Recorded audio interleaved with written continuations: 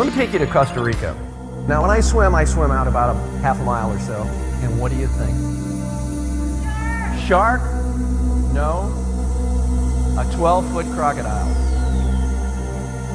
How long does it take for a 6-foot guy to run into a 12-foot crocodile when they're going in different directions? Not long.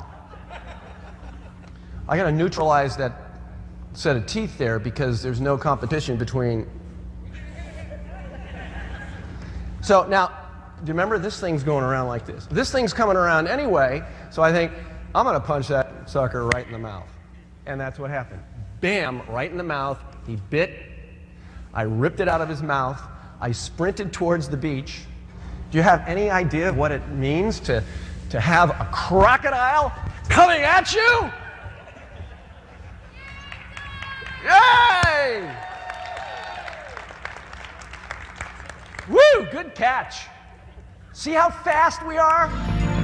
I believe that we are at our very best when we're pushed up against our limits, when we're challenged, when we're in those intense situations, pushed right up to the very max.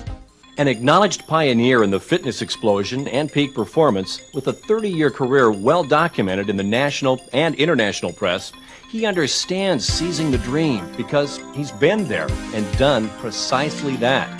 Often called the real-life Indiana Jones, David is a faculty member of Stanford University's Executive Management Program and is the author of 3 books on fitness, personal performance, and managing change.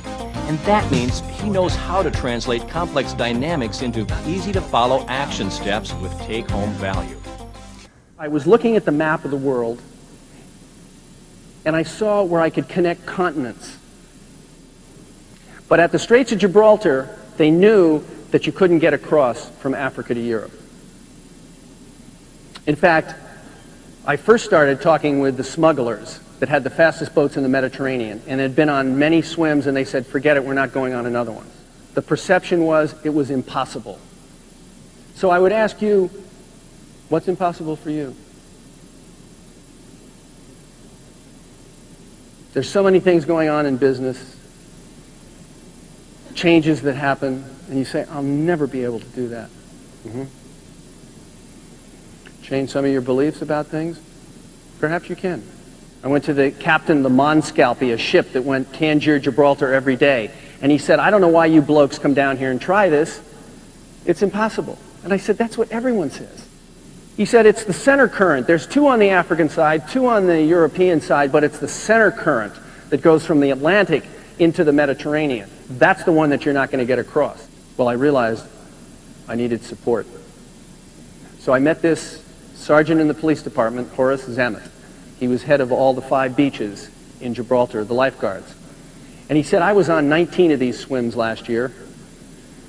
Forget it. I said, well, maybe you should take a look and see how I swim. After he saw the swim, he said, woof, this guy might be able to do it. Together we walked to the Minister of Tourism. And when he heard about it, he said, well, yeah, we'll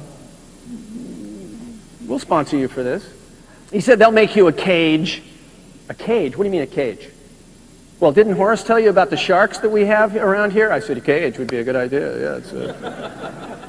Yeah, I could see across there. I could swim across there. I had this optimistic arrogance that it's just a matter of time. I could swim for 24 hours. So there was a sign. I swam out to the cage. They lowered the cage. I swam in the front of the cage so I wouldn't be dragged. After the first 2 hours, they gave me my first feeding of Coca-Cola syrup. Woo. And salt water. So I kept on throwing up for the next, until there was no more, and then there was dry heaves, and then I started getting these chest pains. And after about 5 hours, I had pains in the groin and pains in the shoulder, which always happen in swimming, like pokers going into tender tissue. But this chest pain, never had it. And I can't see Spain, it's still small. And I'm on the way out of there. And I'm thinking of all kinds of ways that I can get out. I'm just thinking of all the ways. You ever been in that situation? Commitment, you're in it, and now you want to get out of it. So I got to think of ways to get out of here without looking bad. And I had lots of them, but I came up with a good one. They all knew that it was impossible. I just get out and say, hey, you guys are right.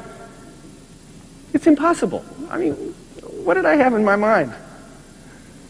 Meanwhile, they must have smelled this, because they're giving me this British thumbs up. You know, you can do it. And I'm saying to myself, well, you can get here and do it yourself, for crying out loud. You see how what kind of pain it is. There's anger. But I changed. They had to go through this too. They were hurting, and they wanted it to be successful. We were all in this together. And I understood, I grokked, that we were a team. I just happened to be the guy that was in the water. But everyone was responsible for this having to happen. And contributing. Support. Teamwork. So how we see the event, of course, is called our perception. And I would say perception drives behavior. You want to change your outcome, you change your beliefs inside your perception, or your response. Perception plus response equals outcome.